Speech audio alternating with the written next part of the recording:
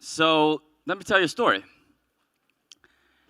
Dave Kennard, his lovely family, Kristen, Sophia, Paris, right over there, they've been working this event the entire time, not just over the past 2 days, but probably for the last 3 months to put this together. They just sold their home. Do you know that this guy and his family has been literally sleeping on the floor because their moving truck came and moved them from one house to another? And I bet you couldn't wait to land on your beds at this hotel, right, Dave? So nice. That is the level of commitment that I and you have the pleasure of experiencing and to be in partner with. I remember when Super Dave stepped down from the presidency, and for a short while, we didn't know who was going to take over. And then I get the call from Scott Lewis, and he goes, man, I think we just found the guy who speaks our language. This guy has been there. He's done that. He's built brokerages. He's helped them package it all up and sell it. He knows how to recruit like the best, and he knows us as real estate agents. Not as some corporate guy sitting in some ivory tower. He's been there with us. And like you guys all know, he took the company from 6,000 agents to 80+ thousand agents. Mr. David Kennard knows exactly how to help us take it to 250,000 to 500,000 agents worldwide. Ladies and gentlemen, give it up for Mr. David Kennard, immediate past eXp Realty President. Great to have.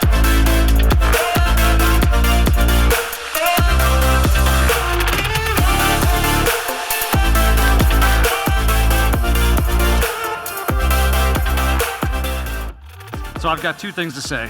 First, if you want to build your real estate brokerage, hire a guy named Dave, apparently. And secondly, I am so glad I made a last-minute wardrobe change and changed out. I had the same pants as Jemima on this morning, and I swapped out. How don't you love her energy? Yes, so good, so fun. Guys, the speakers have been pouring into you, bringing it. It's been so fun to listen to everybody. Now, we know, you've heard, big decisions are made at big events. Big decisions are made at big events. This is true. I want to give you a real quick story. One time there were these 3 frogs. And on a really hot summer day, they were sitting on a rock at the edge of a pond. And the pond looked nice and cool. So 2 of them looked at each other and said, we should get in that water. It's hot. So those 2 decided to jump in the water so they didn't burn on the rock. So after that, how many frogs were left on the rock? 1? Tracy knows. What is it, Tracy? 3. You know why? Because decision does not equal action, right? Decision doesn't equal action. How many of you have made some decisions while you've been here the last 2 days? You guys, anybody made any decisions? Have you decided you're going to commit to something? Have you decided you're going to go do something different? That you're going to get out of your comfort zone? That you're going to go try something? That this time you're going to go out? Have you decided it? Yeah. Good. That's step 1, okay? Big decisions happen at big events, but big results come from big actions, okay? So I'm going to encourage you guys. You've heard lots of different perspectives. You've heard lots of different ways to do things and different things you could be doing. Just pick one and go do it. Go do it. Do not get analysis paralysis. You want to get big results? Go take big actions, all right? Say yes? Yes. All right. One life, just one on this earth. Why are we not running like we are on fire towards our wildest dreams. Woo. Get you here, right? Does anybody feel that? You feel it? But let me ask you, if someone were to watch a movie of the last 5 to 10 years of your life, would the main character of that movie, would you see them running with passion and commitment toward their wildest dreams? Would that be what the story of your life looks like? Yes. There you go. I like it.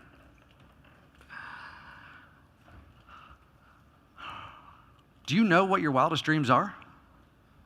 Can you define them with clarity? If you were to live the life of your wildest dreams, and I asked you right now, give me 30 seconds to define for me exactly what the life of your wildest dreams looks like. Could you define it? I don't know. But I'm glad you guys have been here this week. I'm glad you guys have been here. Do you know why? Because it means you haven't given up. You are here because you believe that there's more opportunity. You're here hopefully because you're soaking in this stuff to go do more, to go be more, and that's why you're here, yes? Is that why you're here? Yes. Good. Now, some of you are struggling right now. Some of you are trying to figure it out. Some of you are in a little bit of pain, right? Trying to figure out those things. I'm going to give you some hope today. Okay? Now, some of you are cruising. You're kicking it right now. You're doing great. So I'm just going to dump a little more gasoline on your fire. Does that work? Yeah. All right. We are going to talk about 3 steps to live the life of your wildest dreams. Are you ready? Yeah. Say yes. Yeah. All right, good. Let's do it. The first step, find your reason. Write this down. Step 1, find your reason. And your reason is simply a clearly defined picture of your wildest dreams. That's all it is. Why is this important? Well, I've spent the last 20 years talking to realtors. Okay, I did one-on-one appointments with over 10,000 agents talking about their goals and their dreams and their frustrations. And they came to me, they sat down in my office or at a coffee shop and we talked about it because they wanted something more. They weren't where they hoped that they would be or where they wanted to be, and they were looking for a path forward. And so with over 10,000 conversations with people, 2 truths surfaced, 2 universal truths. The first one is most of them could not define their wildest dreams. Okay, you could talk about goals, how many more houses do you want to sell, and and that kind of stuff. And you ask them, "Great, I want to have a great life." And what's your big why? My big why. My big why is my family. Okay, well, it's got to be more than one word. You have to be able to define it. So that was the first theme that I found in nearly everyone that was not achieving where they wanted to achieve. The second one is that they all started out paddling like mad. Right? They're in the boat. They're in the canoe. They're paddling. This is an oar. Right? They're paddling like mad. They're out there, they're going for it, full of piss and vinegar. They get out, they get started. Who in here has been licensed for a year or less? We got a couple, right? We got a couple. You guys are ready to go, right? Let's go. You guys got your license. We're going to go build this. I'm going to have this huge business. We're going after it. Okay? What happens for a lot of folks, right, is you run into a couple of failures. Right, and it takes a little wind out of your sails. And then you run into a couple of doubters, and they make you start to doubt yourself a little bit.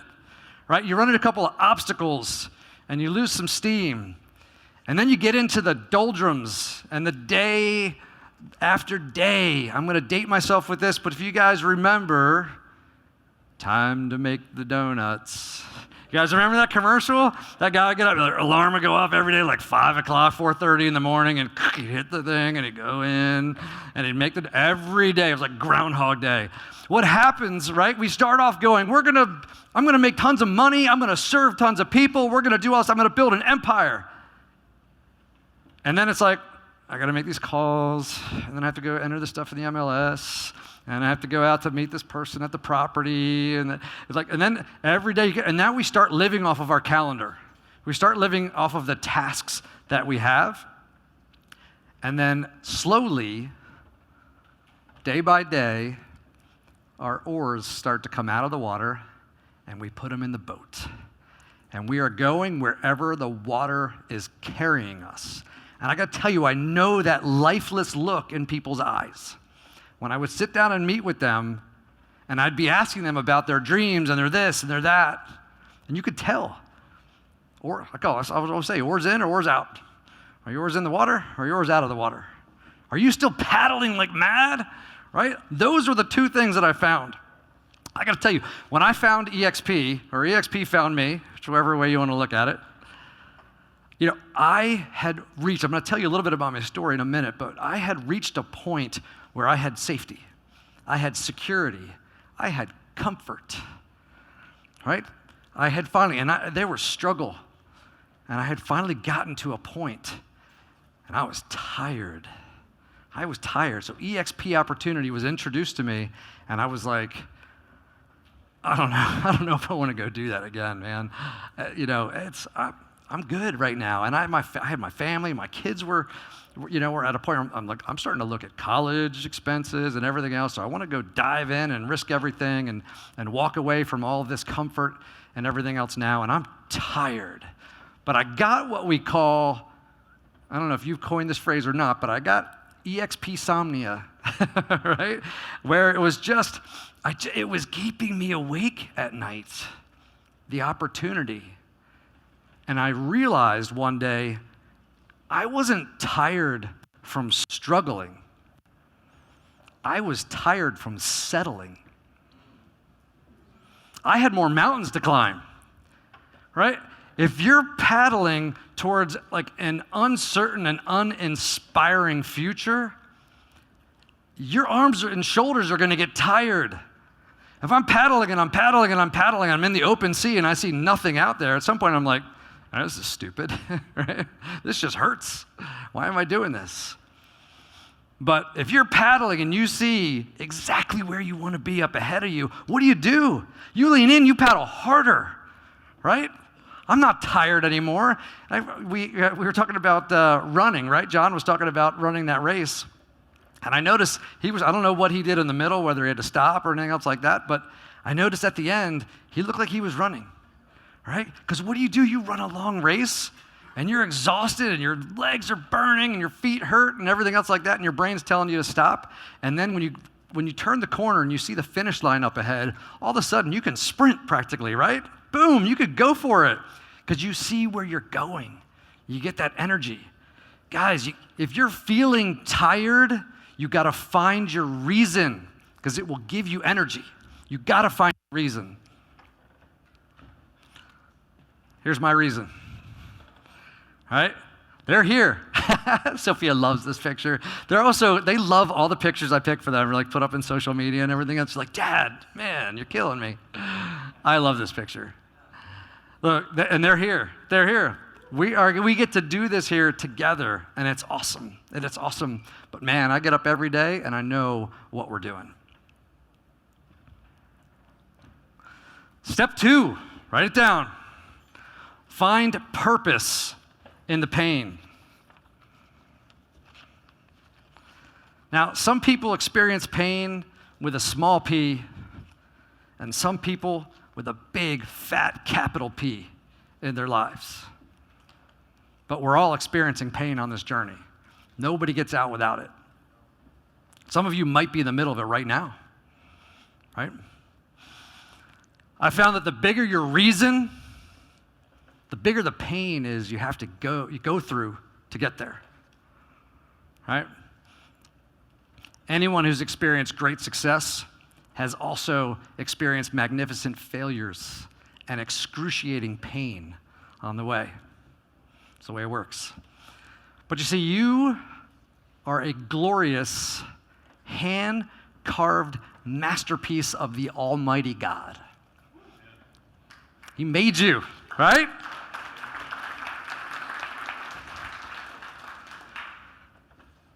The world is a planer, and it wants to pass you through over and over and over again until you're a 2x4 like everybody else and throw you in the pile of 2x4s. Don't let them do it. Don't let them do it. Okay? That's some of your pain, but I'm going to give you the secret. A lot of people think that pain is the unfortunate circumstance that you go through on the way to success. It's not true. It is the way to success. The obstacle is the way. The path to success, what you learn in going through the pain, is what builds success. Everyone who has built a big success has gone through big pain. Dave and Tracy were up here, right? And we all aspire to build what you guys have built. You guys have done such incredible things and built massive success, and it's inspiring to the rest of us to see it. Good thing you guys just got lucky and had no pain on the path, right? Immediate laugh out of that one, right? A lot of people think that. When they look at somebody's success story, when you look at someone successful and you think, man, they must have had the cheat code, right? They got through, they escaped, they got through, they took the fast, they knew where all the potholes were and they got to avoid them all. They got through easy, right? They must have cheated. They just got lucky. Yeah, right? Kristen and I, we feel very blessed. We're very grateful for the life that we get to lead and the life that we get to live. A lot of people call us lucky. Man, you guys are lucky. They see stuff, right? Friends, family, other people. You guys are so lucky. They don't know. They don't know. Guys, they don't know that in our first year of marriage, we made $17,000 combined for the year. For the year. They don't know that one year I had 13 W-2s. Yes, I had 13 jobs that year, right? And it wasn't because I was getting fired. I was working them all at the same time. I would get up before the sun got up, and I would go to work. And when that job was done, I would go to the next job. And when that job was done, I would go to the next job. And I had all the different outfits because some of them, I tutored people on physics and chemistry and calculus, but I also built houses, and I also did road construction, and I also bartended, right? These are all different things in all different areas, and some of them were an hour and a half apart from each other. It's what you do. It's what you do to make ends meet. I'll tell you a funny story. I had a coupe. It was my pride and joy, bought it used, and I ran that thing into the ground. 180,000 miles. I had this car when we got married. And so, you're starting your jobs, you're trying to impress everyone, and you walk up to your car. Well, 180,000 miles on this thing. I forget how many years old it was at that point. And I open up the driver's side door handle and snap, the handle breaks. Right? I'm like, oh man. Well, it's a two-door, but I got two doors, so I can go in the other side. So I couldn't afford a new handle for the door, much less a new car. So I would walk out of work to the car in the parking lot, look around, open up. This is back when you had keys, right? Put the key in, open up the passenger side door, casually slide into the passenger seat, pull the door shut, stick shift, climb over the stick shift into the driver's side, and drive away. I did that for a long time until one day I walk up to the passenger side door, snap. Turns out they recalled these door handles, but I didn't know at the time.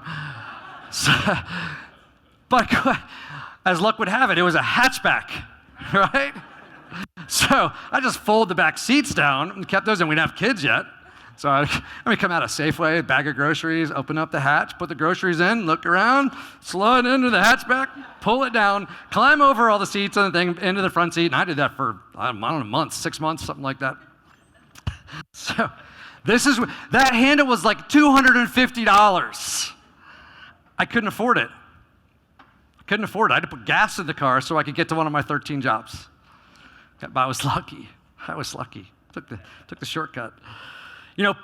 They didn't know. People that said we were lucky, they didn't know that after a lot of hard work, blood, sweat, and tears, and leaning in on things, that I put a lot of money into starting franchises. I was in my late 20s, and we were like, hey, we're going to go do this. We're going to sink money into open these things.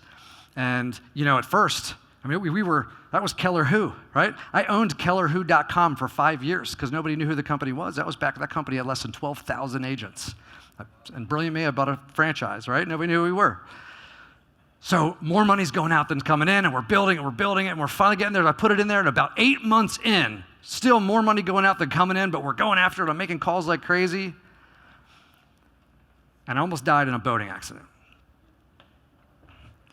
Boat hit some rocks. This was at night. Boat hit some rocks. My head slams into the metal trim on the windshield. I crushed my head in. I broke my neck in 2 places. I lost my eye. So my forehead, the bridge of my nose, my right eye socket, that's all titanium. I have screws everywhere in my head. It's really funny. You go to the dentist and they take the x-rays and it's just all screws everywhere. They're like, what the heck? All right? This is a fake eye. So I was 28, almost 29. 8 months in, more money going out than coming in. We had finally gotten comfortable, and we took a risk. And I got hit by a boat. Okay? Then I had to wear an eye patch, so my face had to heal and everything else, and so I couldn't get my fake eye. I had an eye patch for 6 months. Okay? But I had to grow the brokerage, so I was doing recruiting appointments. You think it's hard to go talk to an agent right now, like talk to one of your friends and go have coffee? I had an eye patch. You guys remember that soap opera with the guy with the eye patch? That was me. People walk into a recruiting appointment, and I was like, arr. They're like, the heck's going on with this guy? But it was a good icebreaker. I got to tell you, it's a really good icebreaker. You're like, you're probably wondering why I'm wearing this eye patch. So yeah, we had fun with that. But hey, I had it easy, right? And we were just lucky. We were just lucky. So then, about a year later, and we're getting things moving a little bit, and we went and bought another franchise, and we opened that one. And about a month and a half in from opening the doors on that franchise, where we're scrambling, that was back when you can open with like 14 people, not nearly enough to cover your bills. My body rejected the implants in my head. I'm bleeding out of my face. Emergency surgery, I had to have it all ripped out and redone again. Kristen was 8 months pregnant with Sophia. During my accident, Paris was 8 months old. So that was great. Made it super easy to grow that franchise. Back in the eye patch, by the way, recruiting, building another franchise. So if you're having a hard time recruiting, I suggest trying an eye patch because it worked for me. And so that was, that's all happening and going through my surgery. I'm recovering. Kristen's, out to here and trying to take care of a baby at the same time. And we've got new businesses launching and all of that kind of stuff like that. And again, more money going out than coming in again as the new business is opening as what happens.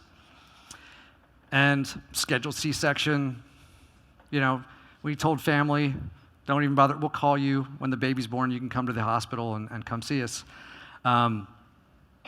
Kristen, in recovery, starts bleeding out.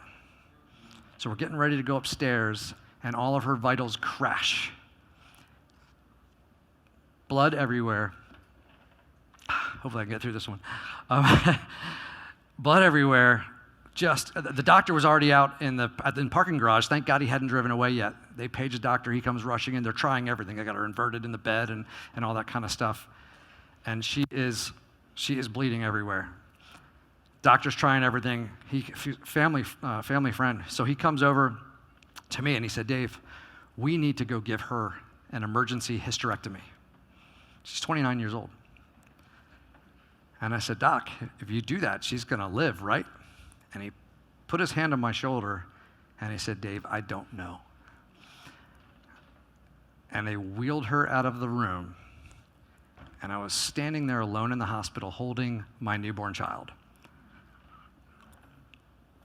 She had a full body blood transfusion. Nearly died. He told me these surgeries normally take about 45 minutes. I'll call you as soon as it's done. Phone rang 2 hours later. Obviously, she made it. Thank God. But man, we were lucky. Man, we were lucky.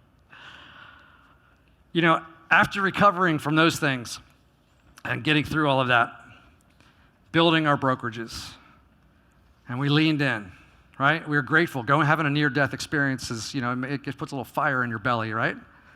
You're not as scared about things anymore. We started going after it. So we started building, and we built our own mortgage company and our own title company.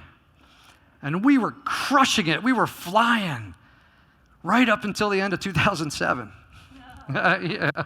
Some of you that were there, I felt it in the room. Bam! The worst market correction in the history of the real estate market. Crashed. Everything comes. Anybody else out over their skis when that happened? Yeah, I see some friends in the room, right? Tough times. Tough times. And when you're leading people that you love, the number of times I had agents in my office crying, losing their houses and everything else like that. Man, trying to take care of people and trying to take care of yourself. There weren't enough oxygen masks. They tell you to put one on your own on first, and then the other person's, nothing dropped from the ceiling. Where are the oxygen masks? How do we get through this? It was tough. It was tough. So we sold our dream home. I designed and general contracted our house, beautiful 6,000 square foot house on 3 acres. We sold it. We took our family, we took them out of state, and moved off to a new opportunity that turned out to be a lie. So now we're in a different state, no friends or family around, and we got to figure it out. So we built something that was safe. Remember I told you I was in that spot where we were safe and we were comfortable? We leaned in and we did everything we could, but we did stuff that was safe. We took the safe path at that point.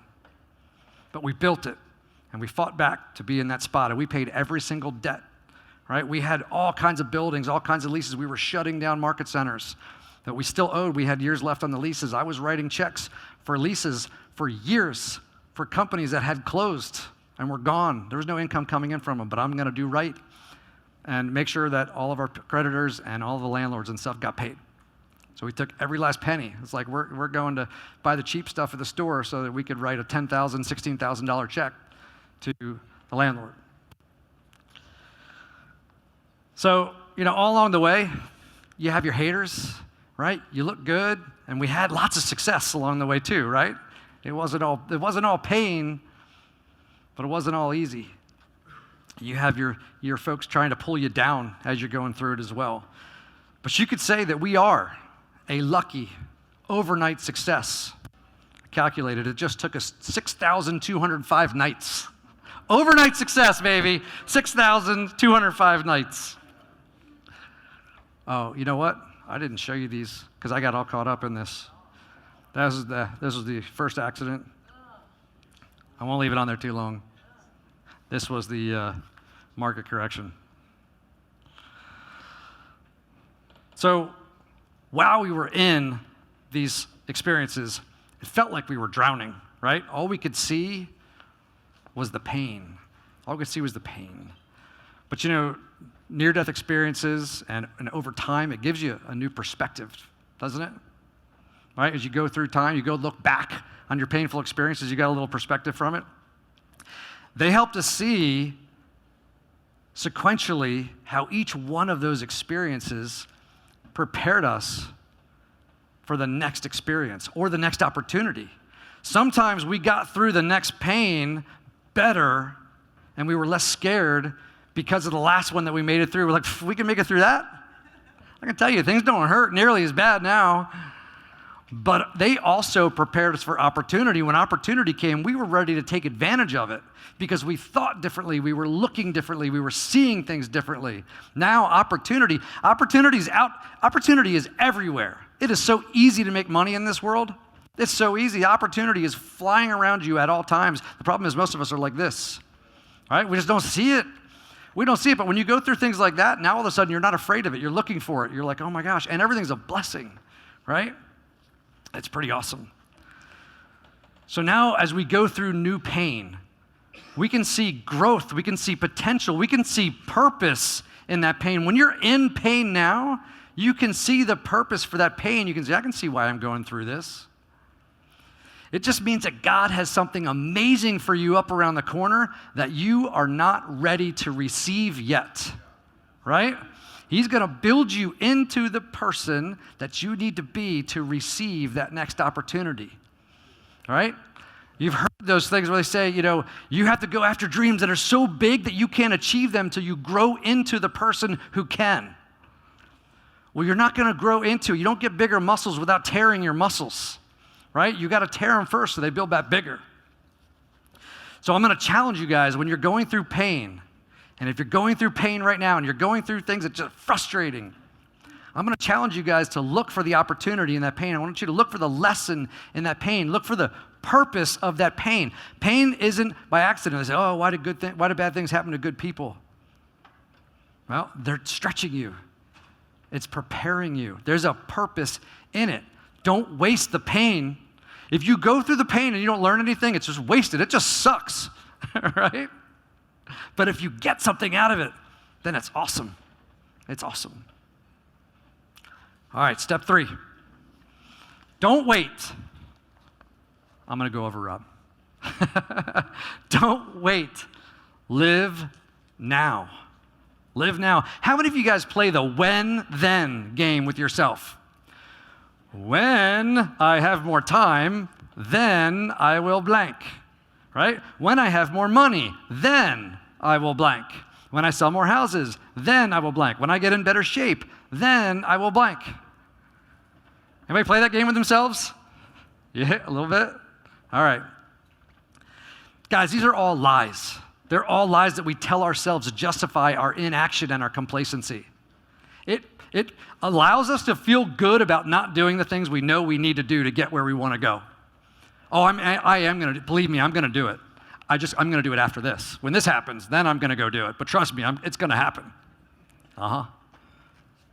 Someday never comes. Guys, we often live our lives. I don't know which one of these points. I think it's this one. We often live our lives like my dogs in their electric fence. I love to tell this story. All right, we've always had labs and golden retrievers and stuff. And so we've got an acre of land, and it's kind of set up, and it goes down a hill. And at the end of that, there's 13 acres of preserved land, some fields and then trees beyond it and everything else. And we get fox and deer and every animal you can think of out there. And our dogs love it, right? They got their electric fence collars. We train them on the collar. So I'm up in my office is up against the we got windows out over top of the grass and everything else like that, and I can see them, and they hang out on the deck. And then when the deer come out to play up on the hill, the dogs like, boom, down the deck stairs. So it's like 14 feet up. They're like down all the stairs, and then they're charging down the hill. They're sprinting, barking their heads off, running down the electric fence line. And then they go, roar, roar, roar. They literally jump and they hop and they bark and they run this way, roar, roar, roar. And they want those deer so you can see it. You can see it. They won't go back. You know what's cool? We trained them on the electric fence in like 6 months. We've never put their electric fence collars on since. They're still dead, no collar on. Roar, roar. They're still down there barking, right? It's this perceived boundary line that they have that they can't go past, right? They want freedom. They want venison, right? They're hungry. But they run down there. But I will tell you, we had this one lab. Her name was Molly, chocolate lab. She was the athlete in the family.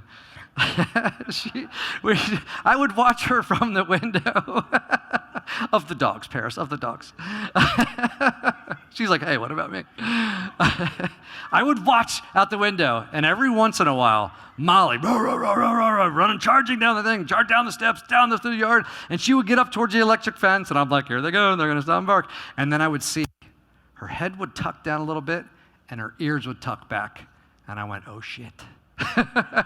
She's going for it because you could see it. She's like, you know what? I'm gonna get zapped, but that little like momentary, like it's gonna be worth it because what's on the other side of the electric fence?